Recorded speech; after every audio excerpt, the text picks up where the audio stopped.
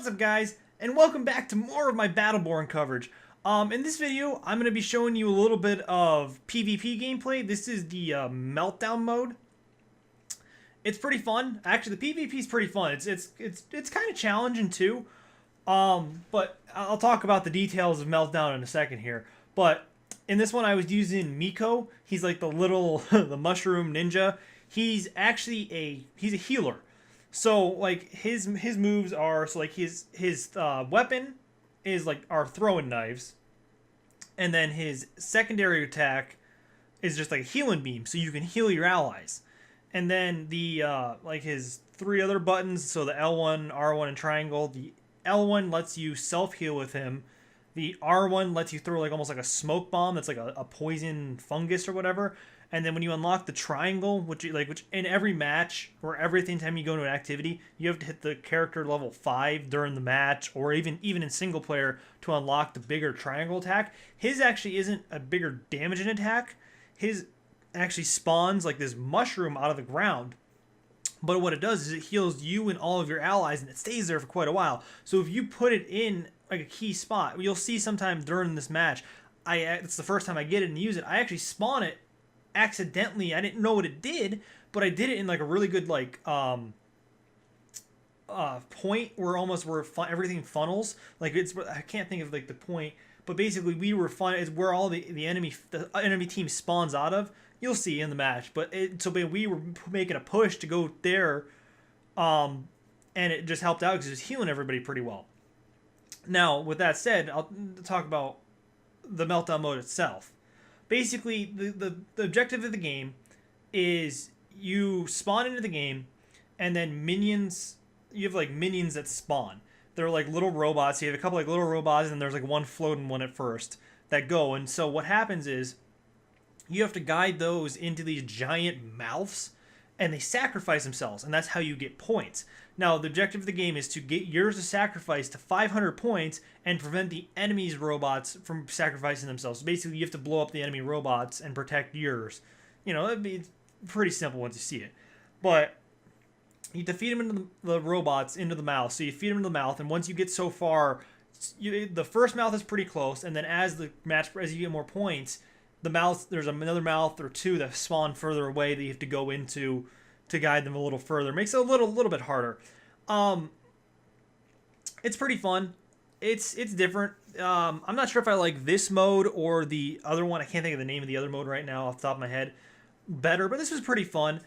But it's interesting. So now then, the other thing is if you've played the game, there's like this, I can't think of it, there's like the shards, they're like the yellow shards that you can collect them throughout the map on all multiplayer maps and even in single players. It's all, which is really cool about this game. All the stuff is kind of correlates from both sides. So all the stuff from single player is all in multiplayer, it flip flops. So nothing really changes.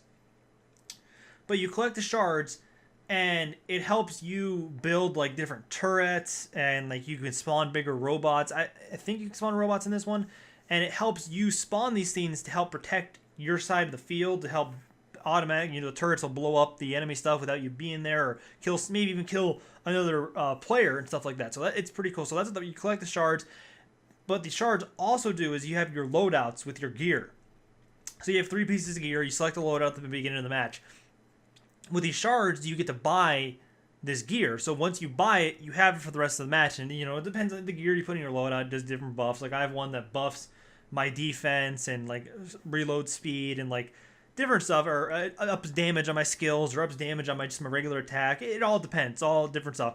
And there's different stuff that work with different kind of characters and stuff. So, like, Miko is the healer. He is... So basically, if I wanted something for him, like gear-wise, maybe I could find something that buffs healing with him, so I can heal teammates or heal myself faster. It would make sense. But yeah, it's pretty cool. I definitely enjoyed this game mode. It's pretty simple. I mean, like I said, the goal is just you spawn in. I mean, the game takes quite long. It's like a 20-minute match, which I'm having struggle as I'm talking about this, how I'm going to fit this entire match into this, just talking about it, because it's pretty simple to explain. But basically you go in, the match starts. You always spawn in a room. You select your character, from the get-go of the match before the match starts, so you get to select what character you want, and you always can change your character at the beginning of the match. You're not so if you see a character on the main screen, that's not necessarily the character you're gonna have to play. You get to select the character before you go into anything. So you select your character. Everybody else on both sides of the team do it. You go into the match, and then you go into like this ready room almost, and then there's an announcer that actually tells you the objective of the game and what's going on, and it's like a 30-second countdown before the match starts, and then they tell you what's going on, and then the doors open. In this mode, there's just one big door that opens in the front, so then you go out, and you'll see the robots spawning right away. So you can either choose to I always choose to kind of walk with the robots to see maybe if I can get some points off the bat. Like that actually worked out for me, I believe, in this match. Walked out and I actually killed the other robots and prevented and actually got mine to sacrifice.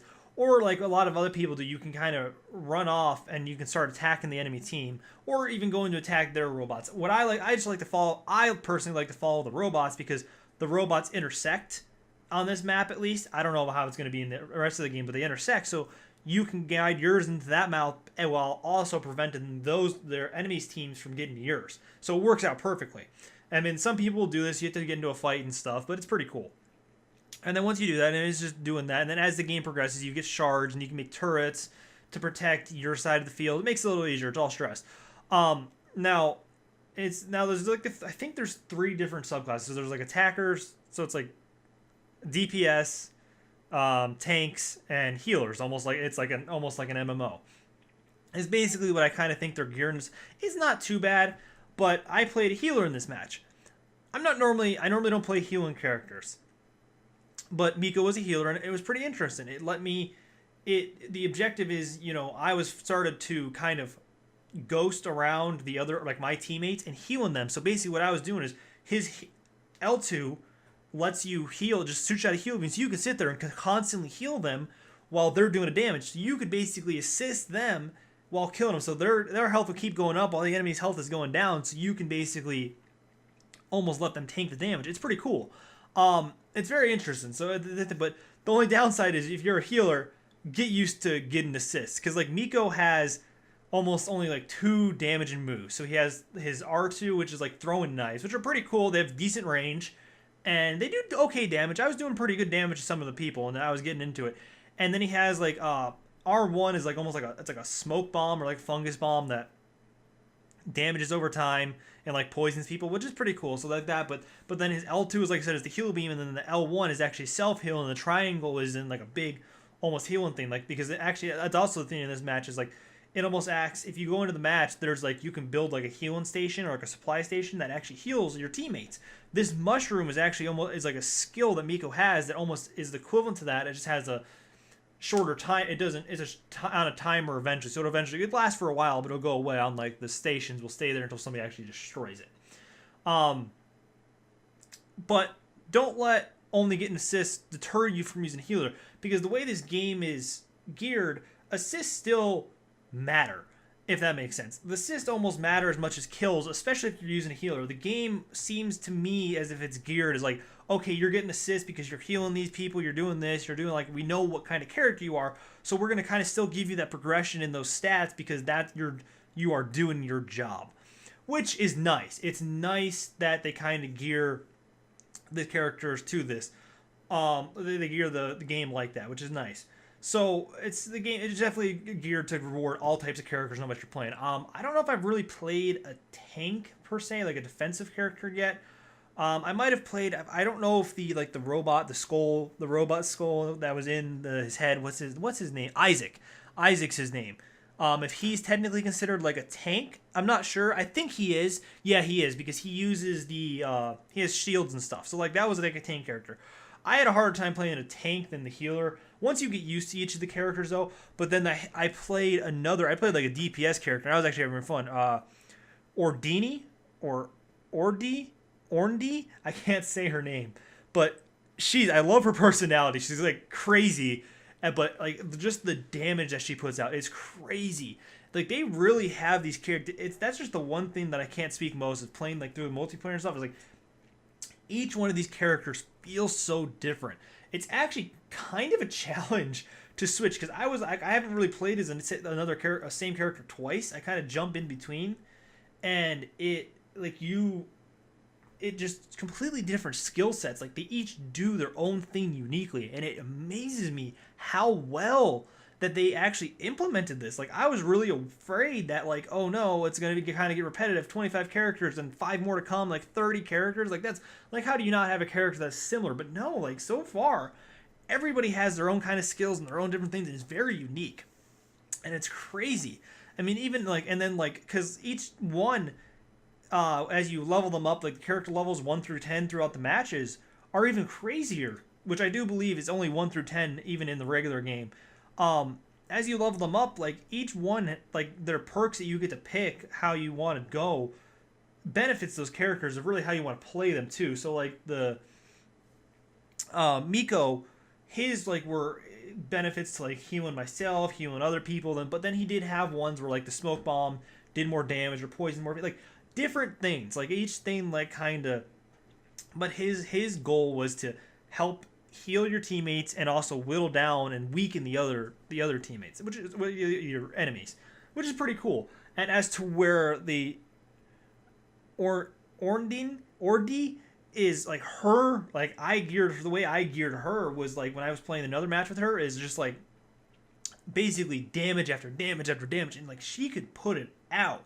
Like she's got some crazy moves, and it's nuts how like but just how you build them. And I'm definitely going to be doing some character guides and some different builds after I was playing, because I think I got a pretty good feel for her, and I got a pretty decent feel for Marcus too. I talked about him in my impressions video.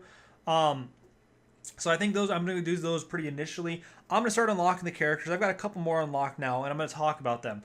And the only other character that I can think that I've played right now is Wrath. He's like the samurai. He's like the red swords.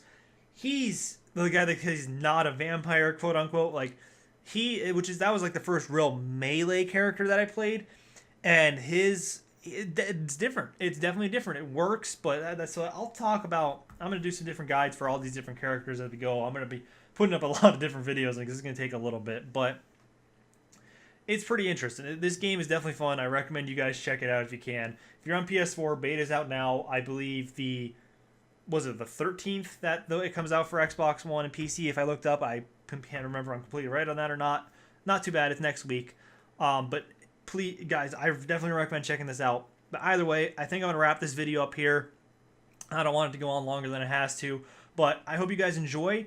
Thumbs up if you did.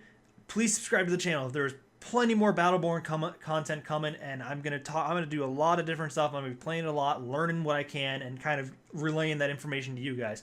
But I hope you guys enjoyed the video, and I'll definitely see you in the next one. Bye.